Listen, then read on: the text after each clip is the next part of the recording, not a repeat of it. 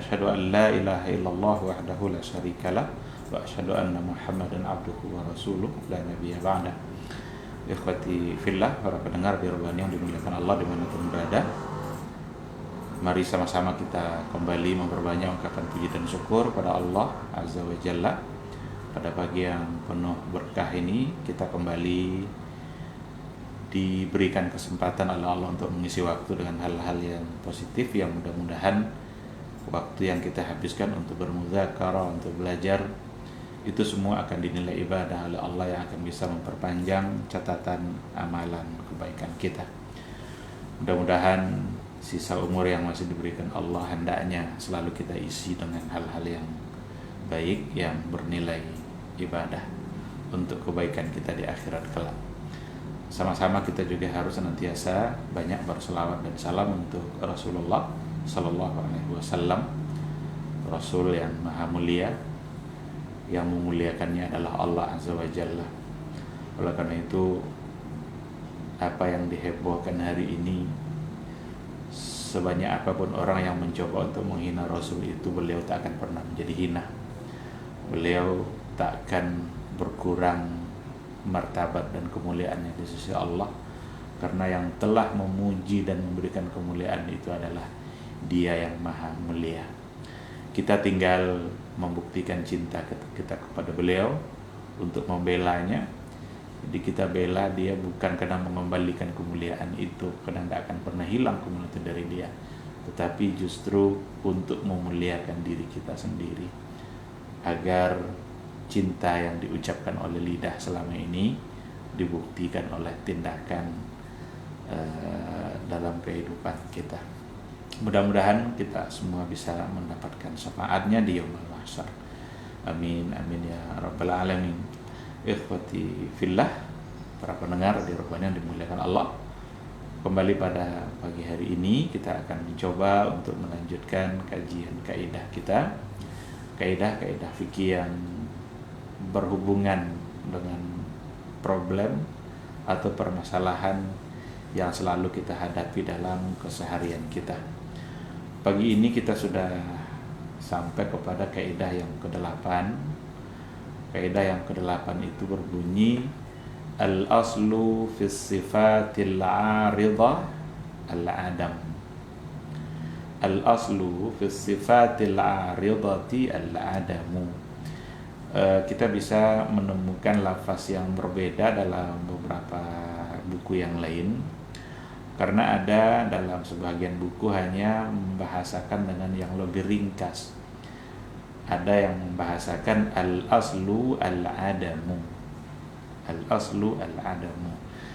Tapi dengan kaidah yang lebih panjang redaksinya, itu akan lebih nampak oleh kita apa yang dimaksud oleh kaidah itu sendiri. Maka kita memilih redaksi yang tadi kita baca, meskipun lebih panjang tapi itu lebih dapat untuk dipahami. Dikatakan bahwa al-aslu fis sifatil 'aridah al-adamu.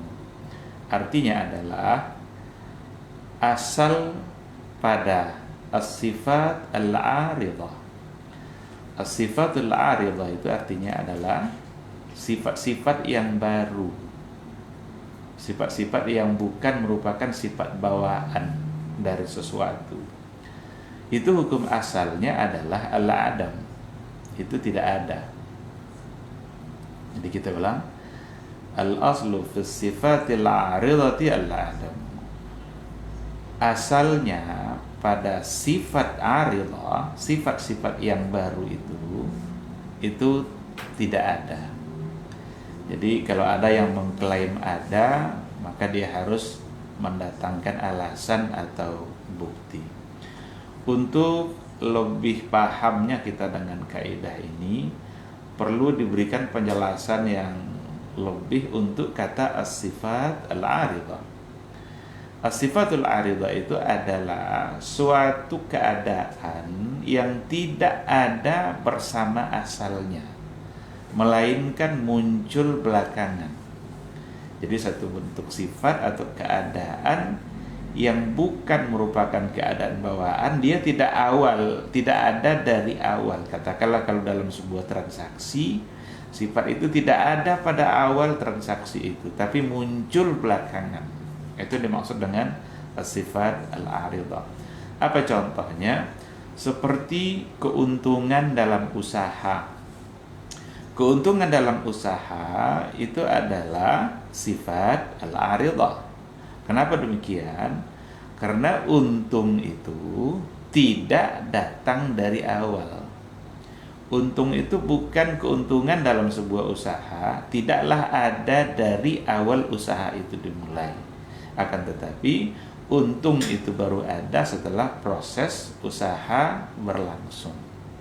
Maka kalau seandainya ada dua orang yang kongsi, musyarakah, kerjasama dalam satu bentuk usaha, awal dari mula usaha itu belum ada keuntungan karena baru dimulai. Sehingga nanti kalau proses usaha sudah dimulai, sudah berlanjut untuk beberapa waktu, di situ baru akan ada untung. Maka untung itu masuk dalam kategori as-sifat al-aridah. Contoh lain umpamanya, adanya riba dalam keuntungan itu, atau adanya riba dalam sebuah transaksi, itu juga as-sifat al-aridah, karena dia muncul belakangan. Akan ada nanti banyak contoh. Atau juga seperti cacat pada barang, karena lumrahnya atau lazimnya, kalau seandainya kita membeli sebuah barang, itu lazimnya barang itu karena dia baru, ya berarti dia tidak ada bentuk cacat apapun. Barangnya barang baru, apalagi dengan harga yang begitu mahal, bisa dipastikan bahwa barangnya adalah barang yang baik. Nah, sehingga cacat pada barang itu masuk dalam kategori as-sifat al-aridah. Kalau seandainya ada orang yang mengaku bahwa membeli barang, lalu tiba-tiba diklaim bahwa barangnya cacat, ini tentu perlu dipertanyakan, karena hukum asalnya barang itu tidak ada cacat. Nah, maka disinilah nanti memerlukan ada pihak-pihak yang diminta untuk mendatangkan bukti atau mendatangkan penguat agar klaimnya dapat diterima. Maka cacat pada barang itu juga merupakan satu sifat atau satu keadaan yang muncul belakangan. Bisa juga contohnya adalah keadaan sepersusuan. Keadaan sepersusuan itu, keharaman sepersusuan itu bisa dikategorikan masuk dalam as-sifat al-aridah. Kenapa demikian? Karena orang ketika ia dilahirkan, dia tidak memiliki saudara sesusuan siapapun, itu hukum asalnya. Karena dia punya ibunya yang menyusukan. Lalu kalau seandainya ada klaim sepersusuan, berarti itu adalah as-sifat al-aridah. Karena itu yang baru muncul, itu yang baru diketahui belakangan. Ada orang yang seandainya dia nikah, laki-laki perempuan, dengan satu keyakinan bahwa dia adalah dua sosok yang boleh untuk menikah. Karena hukum asalnya adalah dia boleh menikah, dia tidak mahram. Tapi ternyata ketika dalam perjalanannya ada yang memberitahukan ternyata dia berdua adalah saudara sesusuan. Maka sifat al-aridah, sifat yang muncul belakangan, yang ternyata dulu dia pernah sama-sama menyusu kepada seorang ibu, sehingga membuat hukumnya dia tidak boleh untuk dilanjutkan hubungan pernikahannya. Lawan dari as-sifatul aridah itu adalah as-sifatul asliyah.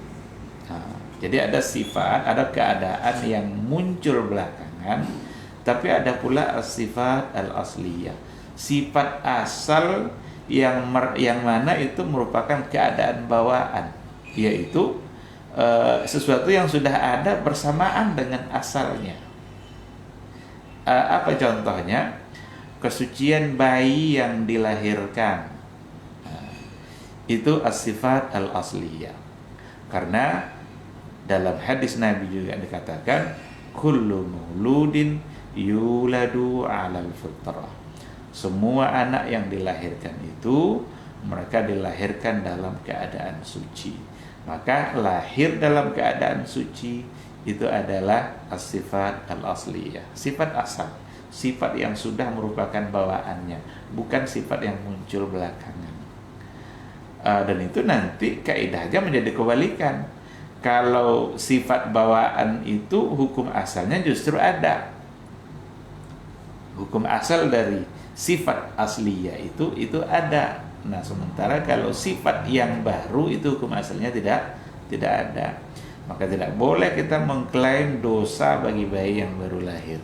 Islam tidak memiliki istilah dosa warisan. Setiap yang dilahirkan maka mereka suci. Tidak juga boleh dibebankan hutang kepada bayi yang baru dilahirkan, karena tidak ada beban apapun pada dia yang baru dilahirkan. Sahnya jual beli setelah bertransaksi itu masuk dalam kategori as-sifat al-asliyah, sifat bawaan memang. Kalau seandainya transaksi jual beli itu sudah dihukumkan sah, maka berarti konsekuensi dari akad jual beli sudah berlangsung. Dan jika ada orang yang mengklaim bahwa transaksinya tidak sah, padahal dia sudah merupakan as-sifatul asliyah, maka yang mengklaim tidak sah tadi harus memberikan alasan kenapa transaksinya menjadi tidak sah. Ada lagi yang dicontohkan dalam buku-buku kaidah, di antara as-sifatul asliyah itu adalah keperawanan seorang gadis. Itu sifat asliyah, karena itu bawaan dia. Maka untuk menghukumkan keperawanan, karena ada nanti perbedaan hukum antara yang janda dengan yang belum pernah menikah. Ada berapa konsekuensi hukum yang terdapat antara dia berdua. Nah, ketika ada seorang gadis, maka akan berlaku padanya adalah hukum seorang gadis, karena memang sifat asalnya, sifat bawaannya, keperawanan itu ada pada seorang gadis jika dia memang belum pernah menikah. Yang menjadi pembahasan pada kaidah kita hari ini bukan pada as-sifatul asliyah, bukan pada sifat bawaan yang sudah ada dari awal, tetapi adalah sifat baru atau keadaan yang baru muncul setelah sebuah transaksi atau setelah satu hal dilakukan. Nah, seandainya terjadi perselisihan antara dua belah pihak berkaitan dengan sifat aridah tadi, sifat-sifat yang baru muncul itu, maka yang akan dikedepankan adalah orang yang mengatakan bahwa sifatnya itu memang tidak ada sebelumnya. Maka dari kaidah ini dapat dipahami bahwa asal pada sifat atau keadaan baru yang muncul belakangan hukumnya adalah tidak ada. Sehingga apabila ada orang yang mengaku ada, maka ia harus dapat mendatangkan bukti yang meyakinkan. Dengan demikian, jika berselisih dua orang yang bertransaksi tentang ada dan tidak adanya aib pada barang umpamanya, maka yang dikedepankan adalah ungkapan yang mengatakan tidak ada aib. Si A sama si B berselisih. Si A mengatakan barang ada cacatnya, si B mengatakan barang tidak ada cacatnya. Secara hukum asal, seandainya berselisih antara dua orang dalam keadaan seperti tadi, maka yang akan dikedepankan lebih dulu adalah dia yang mengatakan tidak ada cacat, karena memang cacat itu adalah keadaan yang baru muncul belakangan. Kecuali kalau seandainya orang yang mengaku cacat tadi itu bisa mendatangkan bukti atau alasan penguat bahwa memang sifat itu sudah ada sebelum barang itu dia beli. Ikhwati fillah, tadi sudah kita sampaikan bahwa dapat juga dipahami sifat atau keadaan itu dapat dibagi kepada dua, sifat yang muncul seiring dengan proses dan sifat asli sebagai sifat bawaan. Adapun sifat asli, hukum asalnya adalah ada, sedangkan sehingga apabila ada orang yang menganggapnya tidak ada, ia harus mendatangkan bukti untuk meyakinkan. Ikhwati fillah, untuk dalil kaidah ini masih sama dengan dalil yang sebelumnya, karena sebelumnya kita bicara al-aslu bara'atu zimmah. Hukum asalnya adalah semua kita bebas dari tanggung jawab. Jadi kalau kaidah yang sebelumnya bicara tentang kebebasan kita sebagai manusia, sedangkan kaidah ini lebih kepada kebebasan sebuah barang atau sesuatu dari sifat-sifat yang baru muncul. Maka sejalan sebenarnya kaidah kita hari ini dengan yang sebelumnya. Hanya saja penerapan kaidah pada hari ini lebih kepada sesuatu, satu bentuk barang yang dimasuki oleh keadaan atau sifat tertentu yang asalnya tidak ada. Maka yang salah satu yang dijadikan alasan ya dalil yang kemarin juga kita baca, al-bayyinatu 'alal mudda'i wal yaminu 'ala man ankar. Harus mendatangkan bukti bagi orang yang menuduh. Ketika ada orang menuduh bahwa sifat baru itu ternyata sudah lama dari dulu, tentu dia tidak akan diterima begitu saja tuduhannya itu. Dia harus dapat untuk mendatangkan bukti. Sementara di sisi lain diminta untuk bersumpah bahwa pemilik barang itu memang memiliki barang yang baik dan tidak ada cacat sama sekali. Karena mungkin saja terjadi tuduh-menuduh seperti itu.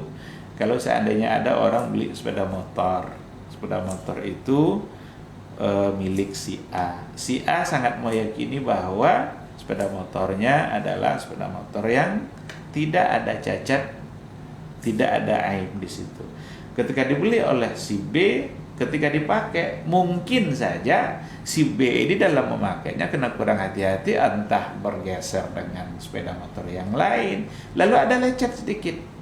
Ini memungkinkan dia untuk mengaku kalau seandainya lecet itu sudah ada dari awal.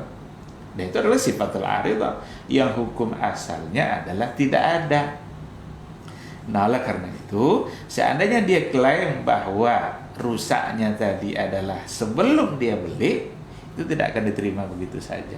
Yang akan dikedepankan adalah ungkapan yang mengatakan bahwa cacat tidak ada. Nah, jika yang tadi bisa mendatangkan buktinya, maka di situ mungkin akan diterima. Baik, kita coba lihat beberapa contoh atau aplikasi kaidah dalam permasalahan muamalah di kehidupan keseharian.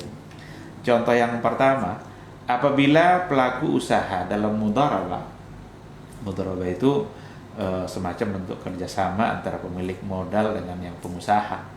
Satu yang punya modal menyerahkan modalnya agar dikembangkan oleh seseorang dalam bentuk usaha. Jadi ketika pelaku usaha dalam mudharabah mengatakan bahwa untungnya sedikit, sementara pemodal mengatakan bahwa untungnya banyak. Ya, mulai ini terjadi clash. Ini kan persoalan harta ini sangat memungkinkan orang untuk berselisih.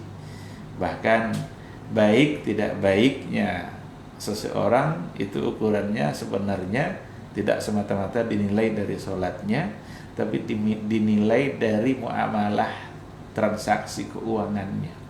Kalau dia bisa jujur dalam persoalan keuangan, maka insya Allah bisa jujur pada yang lain. Begitu dulu Umar bin Khattab memberikan penilaian untuk menentukan baiknya seseorang. Nah, kata pelaku usaha untungnya sedikit, kata pemilik modal untungnya banyak. Nah, maka perkataan pelaku usaha dalam hal ini lebih didahulukan, sebab asalnya memang tidak ada untung. Jadi jangankan banyak, asalnya saja untung itu tidak ada. Sekarang ketika dimulai usahanya,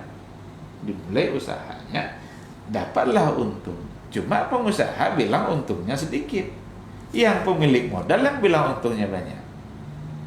Dalam hal ini yang dikedepankan sebagai hukum asal itu adalah apa yang dikatakan oleh pelaku usaha, di mana untungnya adalah sedikit, kecuali kalau pemilik modal dapat membuktikan. Kan bisa saja pelaku usaha berbohong. Ketika dibilang untungnya sedikit, tiba-tiba dia ganti mobil, ganti apa semua, ganti perabot rumah. Berhak untuk ditanya, ini dari mana? Ini dari mana? Jangan-jangan ini adalah satu kebohongan yang dia gunakan adalah untung yang banyak yang tadinya dia raih. Nah, kalau bisa mendatangkan bukti, maka berarti ungkapan pemilik modal itu akan bisa dibenarkan. Tapi kalau tidak, maka kembali kepada kaidah al-aslu fi sifatil 'aridah al-'adam. Asal dari sifat yang datang belakangan itu memang tidak ada. Baik, apabila pemilik modal mengatakan, saya telah melarang kamu untuk membeli itu, jadi dikasihnya modal, silakanlah kembangkan, dibeli oleh pengusaha atau diinvestasikanlah modal itu dalam bentuk usaha. Tiba-tiba pemilik modal mengklaim bahwa dia melarang untuk membeli barang yang tadi itu, sementara pelaku mudharabah membantahnya. Terjadi lagi perselisihan. Yang pelaku mudharabahnya membantah kalau pemilik modal dia tidak pernah melarang untuk membeli apa yang tadinya sudah dia beli. Maka dalam hal ini perkataan pelaku mudharabah yang lebih dianggap dan dikedepankan, sebab asalnya memang tidak ada larangan, kecuali kalau pemilik modal dapat membuktikan ucapannya. Nah, disinilah perlu sebenarnya untuk melirik dua bentuk mudharabah. Jadi ada mudharabah mutlaqah, ada mudharabah muqayyadah. Kalau mudharabah muqayyadah itu mudharabah yang diikat oleh beberapa bentuk perjanjian. Dia dibatasi oleh perjanjian itu. Bentuk usahanya ini, barang yang harus diperjualbelikan adalah ini. Ketika ada muqayyadahnya, maka dia berdua tidak boleh keluar dari kesepakatan itu. Umpama ada satu bentuk modal yang boleh dikembangkan untuk bisnis tertentu, tidak boleh untuk bisnis yang lain. Kalau disepakati, maka tidak boleh keluar dari apa yang disepakati. Tapi ada yang namanya mudharabah mutlaqah, mudharabah yang bebas, di mana tanpa ada ikatan apapun, sehingga yang mengusahakan modal itu berhak untuk mengembangkan sesuai dengan apa yang dia pandang itu akan mendatangkan kebaikan dan keuntungan. Nah, oleh karena itu, seandainya tidak ada muqayyadahnya, tidak ada takyid dan batasan-batasannya, tiba-tiba diklaim oleh pemilik modal kalau dia melarang untuk membeli itu, maka berarti dia sudah menyalahi hukum asal, karena di hukum asalnya itu tidak ada keharusan membeli barang tertentu. Itu adalah as-sifatul 'aridah, sifat yang baru muncul belakangan, yang sementara hukum asalnya tidak ada.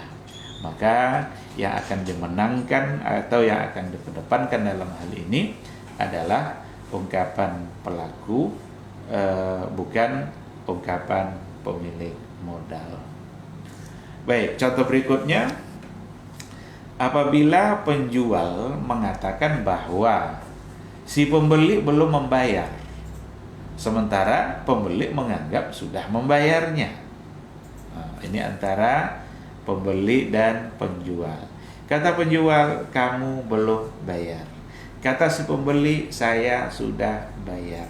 Maka yang mana yang harus didahulukan ini sebagai hukum asal?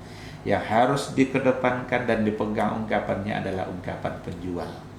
Kenapa demikian? Sebab hukum asalnya memang tidak atau belum ada pembayaran. Kan kalau ada dua orang yang bertransaksi jual beli, tidak mungkin hukum asalnya adalah sudah dibayar, karena dia baru memulai untuk bertransaksi. Maka membayar hutang itu, membayar barang yang dibeli tadi, itu sifatul 'aridah, sifat yang muncul setelah ada kesepakatan akad. Seandainya si pembeli sudah mengaku dia membayarnya, maka tidak akan langsung diterima.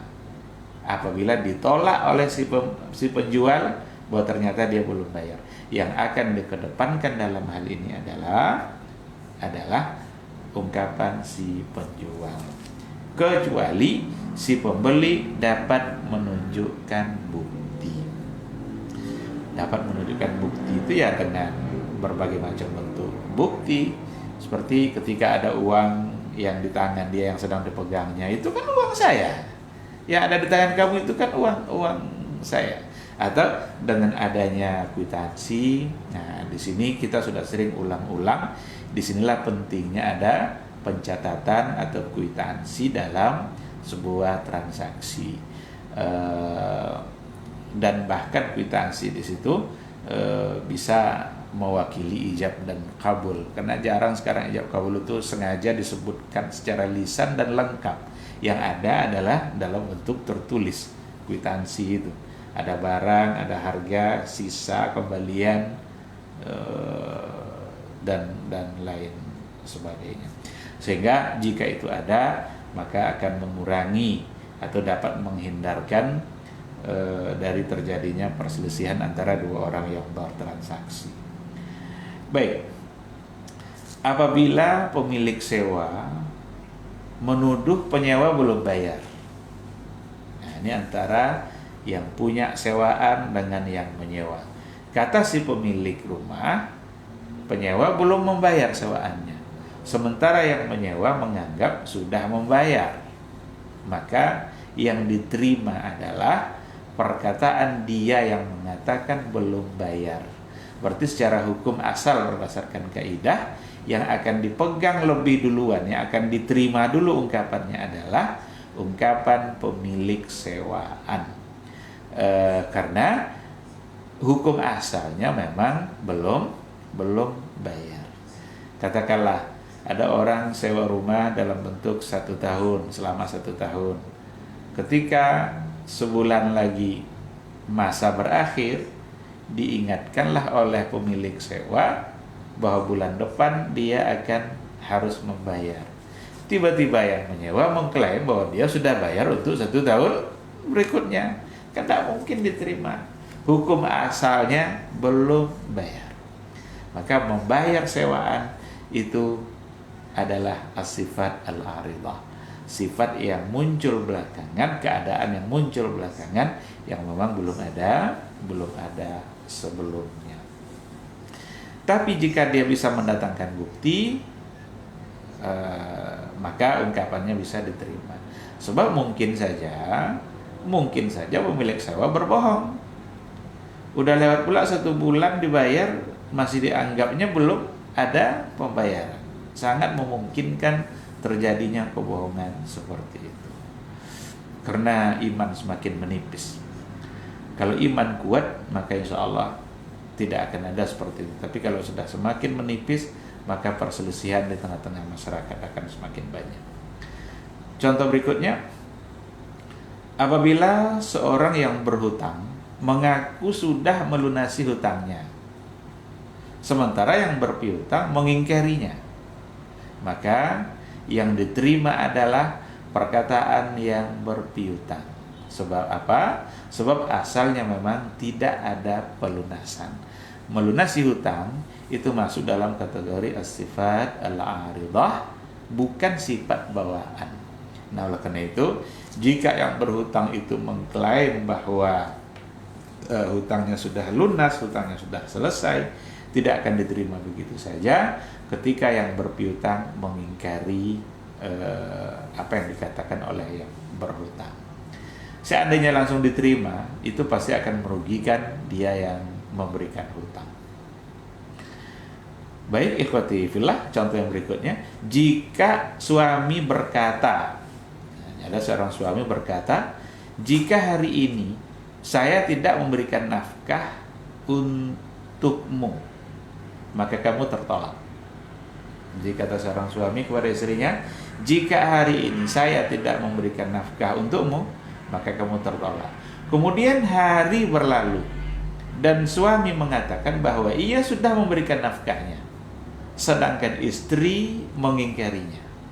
Nah, Jadi apa yang dikatakan oleh suami bahwa dia telah memberikan nafkahnya di hari itu, ternyata itu diingkari oleh istrinya, maka yang dikedepankan dalam perselisihan itu adalah perkataan istri, dan cerainya bisa berlaku secara hukum fikih. Kenapa ungkapan istri yang lebih dikedepankan?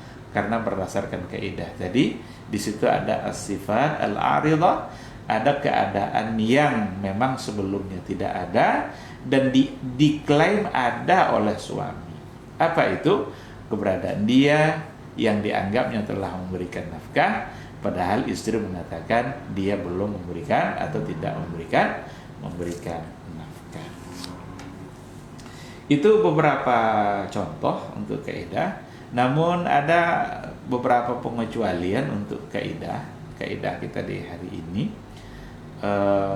Yang dikedepankan bukan yang mengklaim tidak adanya, tapi walaupun dia as-sifatul aridah, tetapi tidak bisa dikedepankan dalam beberapa pengecualian. Contohnya adalah tindakan suami terhadap harta istrinya, kemudian istrinya meninggal, lalu suami mengaku bahwa tindakannya itu sudah mendapatkan izin dari istrinya. Jadi ada satu bentuk harta, dan itu adalah milik istrinya, lalu ia bertindak sepihak dengan harta istrinya itu, lalu istrinya meninggal, dan dia mengatakan bahwa dia mengaku bahwa tindakannya itu sudah mendapatkan izin dari istrinya. Nah, dia tidak bisa dibuktikan lagi karena istrinya sudah meninggal. Nah, sementara ahli waris mengingkarinya. Ahli waris bilang tidak ada itu. Izin-izin dari istrinya itu tidak ada, diingkari oleh ahli waris. Maka perkataan yang diterima adalah perkataan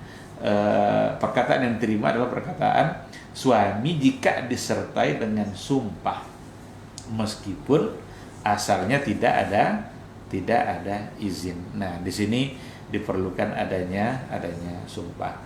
Karena kalau minta bukti, minta klarifikasi sudah tidak bisa lagi, sebab istrinya sudah tidak ada. Padahal izinnya belum pasti ada juga, dan hukum asalnya ya itu adalah sifatul aridah.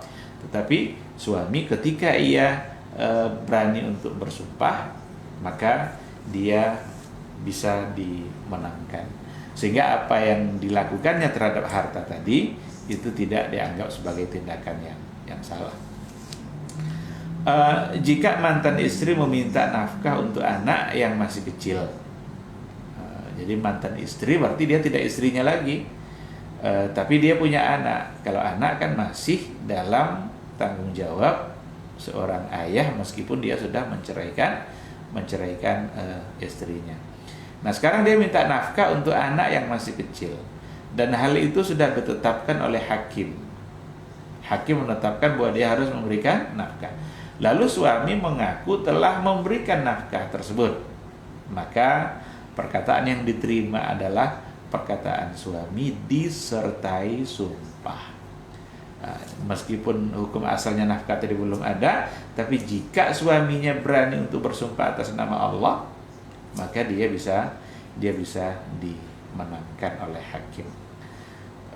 Di antara pengecualian yang lain juga, jika pelaku mudharabah datang membawa uang dan mengatakan bahwa itu adalah modal dan untung. Jadi pelaku mudharabah datang membawa uang kepada pemilik modalnya sambil mengatakan bahwa yang ini adalah modal beserta untung yang diraih. Sementara pemodal mengatakan bahwa semua itu adalah modal saja, bukan untung. Tidak ada untung di situ, ya, ada hanya modal. Maka perkataan yang diterima adalah perkataan pelaku kerja, sekalipun asalnya tidak ada untung. Ini beberapa pengecualian ya untuk kaidah kita pada hari ini, dan mungkin untuk contoh kita cukupkan itu saja. Mudah-mudahan kita bisa memahami kaidah kita pada hari ini.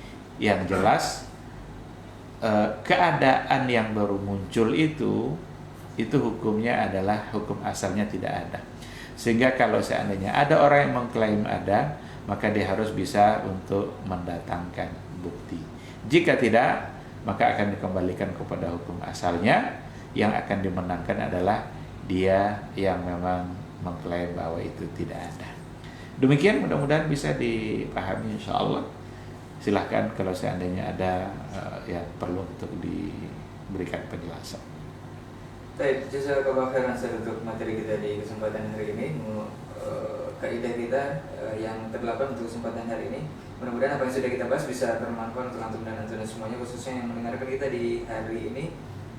Sebelum kita tutup kajian, Ustaz, ada beberapa pertanyaan yang muncul di 081273335531. Kita coba jawab semampunya untuk waktu yang tersisa.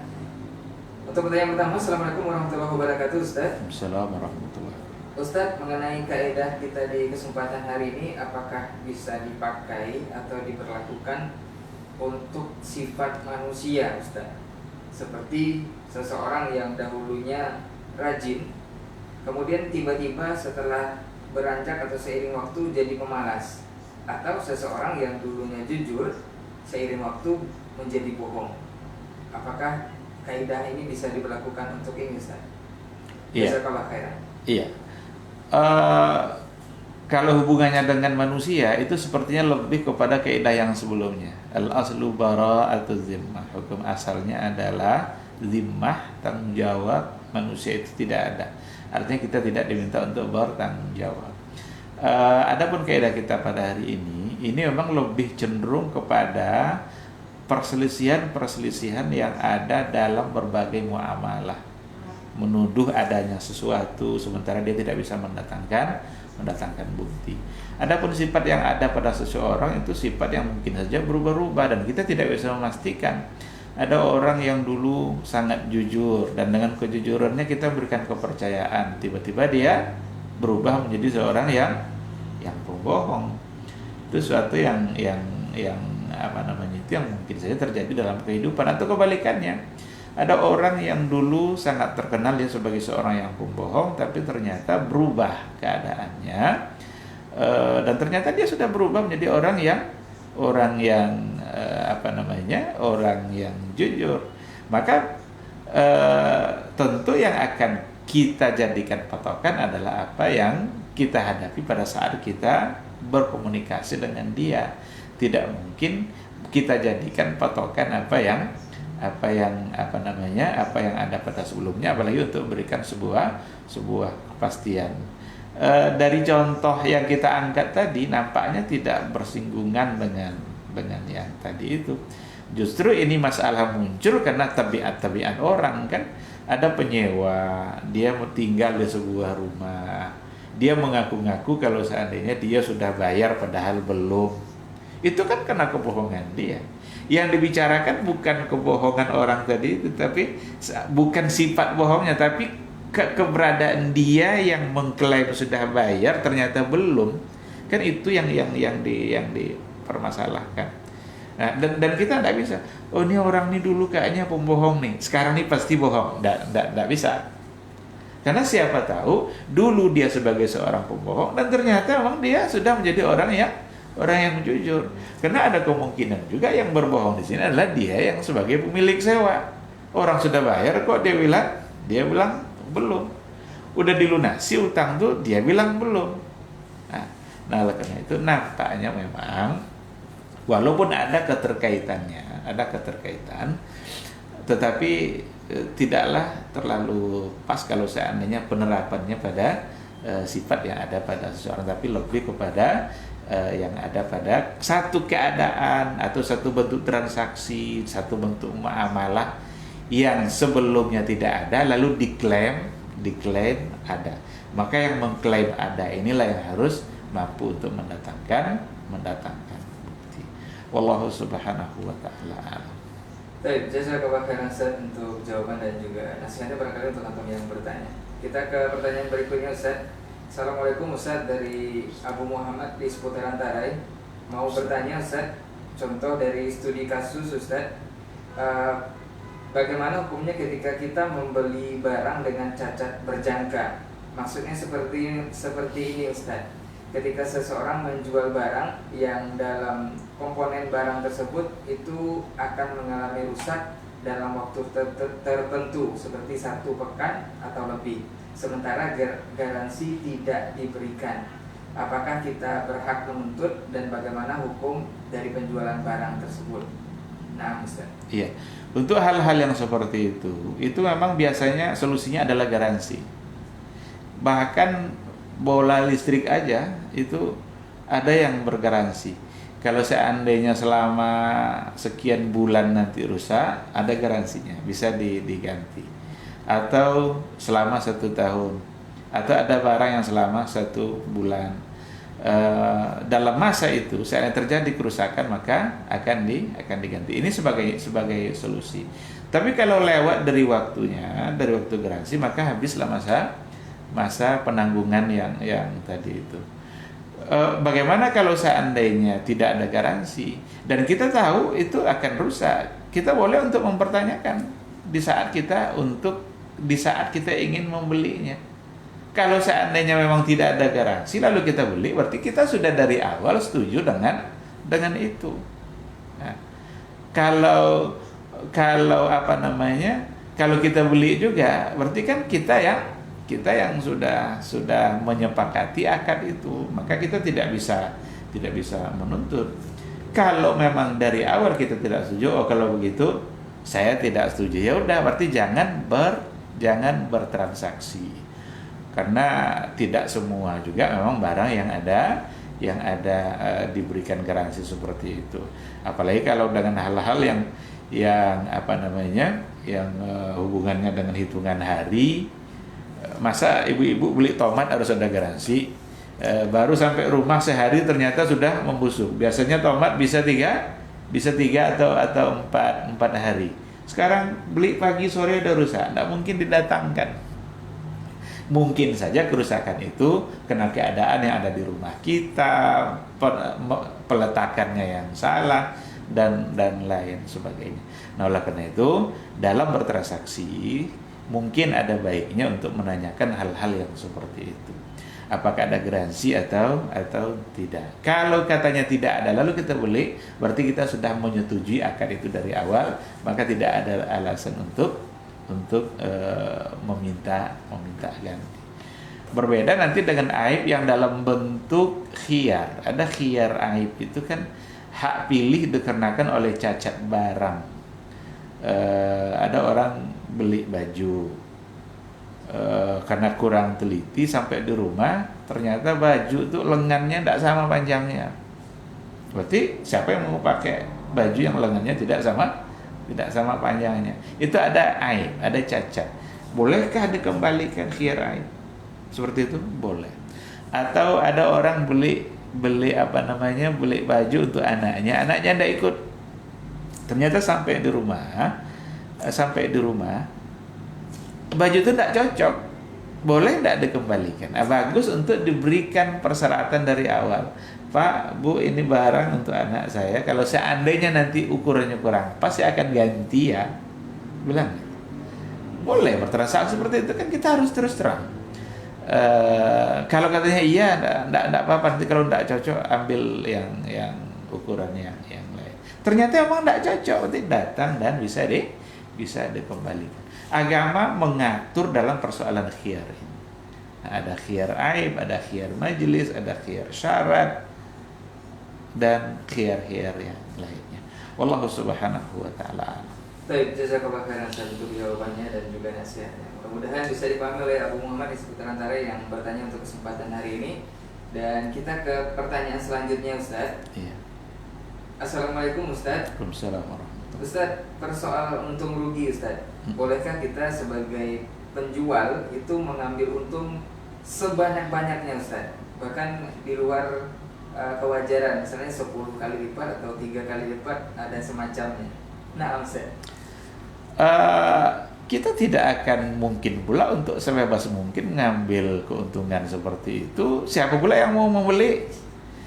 Kita punya modal 100.000, lalu kita mau jual itu 1.500.000 dari yang 100.000. Pikirkan juga siapa yang mau membeli. Pembeli bukan bodoh dia. dia punya kecerdasan tersendiri. Tapi ada hal-hal yang memang memungkinkan. Contoh, kalau ada orang membeli tanah 1 hektar tahun 80-an, itu mungkin 1 juta 1 hektar. Tanah yang 1 juta 1 hektar tahun 80 yang dia beli, kalau dijual sekarang, itu mungkin 1 miliar. Dari 1 juta ke 1 miliar berapa itu? 1 hektar. Dia bukan baru pula tanahnya, dekat kota pula lagi. Nah, ndak ragu orang jual tanah di daerah Panam ini aja 1 hektar bisa 1,5 miliar. Mungkin dulu dia beli hanya hitungan juta karena tahunnya sudah lama. Nah, kalau untuk hal yang seperti itu, karena memang harganya sudah berubah menjadi seperti itu. Oleh karena itu, sebenarnya memang tidak ada ketentuan untung tuh, saya nggak tahu alasannya apa, bahwa harus 5%, harus 10%, saya nggak tahu alasannya. Yang jelas orang kalau menjual pasti menginginkan adanya keuntungan. Cuma dalam hal ini perlu kita libatkan iman kita dan bagaimana kepedulian kita kepada si pembeli yang memang membutuhkan barang yang kita jual. Seandainya ada orang yang menjual barang tertentu, dia mengambil keuntungan 10%. Terjadilah transaksi jual beli. Ridho antara keduanya dalam jual beli itu. Dalam transaksinya tidak ada permasalahan. Insya Allah sah. Karena dia berdua, si penjual dan pembeli sudah membeli dengan harga yang jelas dan kemudian antara din sudah ada ridha. Si B yang di sampingnya punya barang yang juga seperti itu, dijual dan diambil keuntungan 15%. Terjadilah transaksi itu, kemudian dia juga suka sama suka, maka jual belinya sah.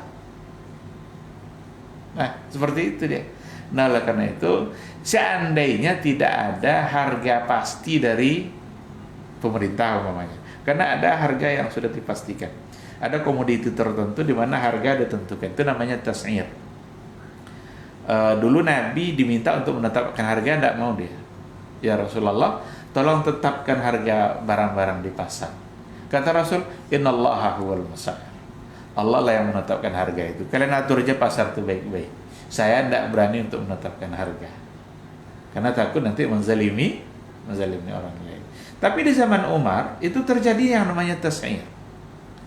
Karena pasar sudah banyak hal-hal yang tidak baik di situ, Umar memberikan satu keputusan bahwa barang-barang tertentu ditetapkan harganya. Itu tas'ir istilahnya. Penetapan harga secara merata sama oleh pihak pemerintah. Kalau memang sudah ditetapkan seperti itu, maka yang menjualnya harus mentaati apa yang sudah ditetapkan agar harga menjadi stabil dimanapun orang membeli. Wallahu subhanahu wa ta'ala alam. Jadi intinya pembatasan itu memang tidak ada kepastian harus berapa persen untuk keuntungan, tetapi kita harus ikutkan iman kita dalam berdagang. Karena yang penting dalam usaha itu bukan hanya banyak harta, tapi keberkahan yang datang dari Allah subhanahu wa ta'ala. Allah subhanahu wa ta'ala. Baik, jazakallahu khairan Ustaz untuk jawaban dan juga nasihatnya. Ada satu pertanyaan terakhir Ustaz. Iya, kita coba jawab lagi. Assalamualaikum warahmatullahi wabarakatuh Ustaz. Waalaikumsalam. Mengenai kasus yang lagi marak saat ini Ustaz, ini bukan hanya sekedar penghinaan kepada agama Islam atau Nabi Muhammad, tapi lebih kepada gurauan atau candaan yang dibuat oleh para orang sekarang, khususnya para milenial yang berkiprah di media sosial seperti YouTube dan sebagainya. Mereka membuat candaan-candaan atau konten seperti ketika Nabi Ibrahim menyembelih Ismail, tetapi tidak jadi, diganti dengan sebuah kibas atau domba. Itu dikatakan dengan kalimat bahwa Allah memprank Nabi Ibrahim atau membercandakan Nabi Ibrahim. Apakah ini termasuk akhlak yang buruk atau merosotnya moral atau tidak paham dengan agama? Mohon nasihatnya Ustaz. Itu masuk tiga-tiganya itu. Merosotnya akhlak, tidak paham agama, kemudian mengucapkan sesuatu yang bernada canda-candaan yang tidak pada tempatnya. Kalau nggak tahu itu prank itu dari bahasa mana itu berarti sengaja untuk mempermainkan. Ada unsur kesengajaan untuk usil dan mempermainkan orang lain. Masa Allah dibilang seperti itu kepada Nabi Ibrahim ketika diminta dia untuk menyembelih Ismail alaihissalam, ternyata prank. Berarti bohong. Berarti itu adalah satu tindakan yang sangat menghina Allah Subhanahu wa taala. Itu tidak pantas untuk dilakukan oleh kaum-kaum milenial hari ini. Ya mungkin karena iman yang tidak ada, atau yang tadi itu masuk semuanya itu. Tidak paham agama. Tempatkanlah sesuatu itu pada tempatnya. Kita ini dalam setiap ungkapan yang kita ucapkan itu tidak akan lewat begitu saja. Wa ma yalfidhu min qaulin illa ladaihi raqibun atid. Tidak ada satu lafaz yang kita ucapkan kecuali Allah mengirimkan rakib dan atidnya untuk mencatatnya. Kalau seandainya yang kita ucapkan itu adalah baik, maka ia akan menjadi amal bagi kita, amal kebaikan. Tapi kalau diucapkan itu ternyata adalah sesuatu yang tidak baik, itu akan bisa menjadi dosa. Nah, oleh karena itu hindarkan untuk melakukan hal yang seperti itu. Jangan berbuat hal yang seperti itu yang di dalamnya ada penghinaan. Kalau seandainya datang dari mereka-mereka yang tidak beragama Islam, seperti yang dilakukan oleh banyak orang hari ini yang di Prancis itu, ada karikatur dan lain sebagainya, di atas nama kebebasan berekspresi pun Presiden Prancis membelanya sebagai hak dalam menyatakan ekspresi. Mereka tidak beragama Islam. Mungkin itu wajar dari mereka. Tapi kalau seandainya datang dari yang beragama Islam sendiri, yang mereka tercatat sebagai seorang Muslim, ini tentu merupakan satu hal yang sangat tidak wajar. Saya ingin mengatakan, siapapun kalau seandainya mencoba untuk menghina Nabi, tidak akan pernah Nabi itu terhina. Berkumpul semua orang untuk menghina Rasul itu, tidak akan hina dia, tidak akan berkurang kemuliaannya. Kemuliaannya sudah pasti. Kenapa tidak berkurang? Karena yang memberikan kemuliaan dia itu adalah Allah. Yang menyatakan bahwa dia itu adalah berada pada puncak akhlak yang mulia itu adalah Allah Subhanahu wa taala, yang juga yang maha mulia. Kayak apapun usaha orang untuk mencerabut kemuliaan itu dari dirinya, tidak akan tercabut sama sekali. Nah, oleh karena itu berhati-hati. Jangan lakukan hal-hal yang seperti itu. Saya kira itu mungkin tingkatkanlah pemahaman agama kita. Kemudian bagi mereka-mereka yang sudah mengerti, sampaikanlah kepada banyak orang bahwa untuk melakukan hal-hal yang seperti itu adalah satu tindakan yang sangat tidak wajar. Mudah-mudahan apa yang terjadi itu adalah dengan pembelaan kita terhadap yang dihina, kita bisa meraih kemuliaan tersendiri. Kita dengan cara itu insya Allah bisa membuktikan cinta kita kepada Rasul yang meskipun dia tidak akan pernah menjadi hina, walaupun dihina, tapi kita akan menjadi mulia dengan membela kalau seandainya dia memang dihina oleh orang. Allah Subhanahu wa taala. Baik, jazakallahu khairan, barakallahu jazakumullah khairan untuk nasihatnya di kesempatan hari ini dan juga materi kita yang sangat bermanfaat untuk antum dan antuna semuanya. Memang untuk pemahaman agama perlu ditingkatkan, khususnya untuk para milenial agar lebih paham dengan agamanya sendiri, khususnya untuk antum dan antuna yang muslim dan muslimah.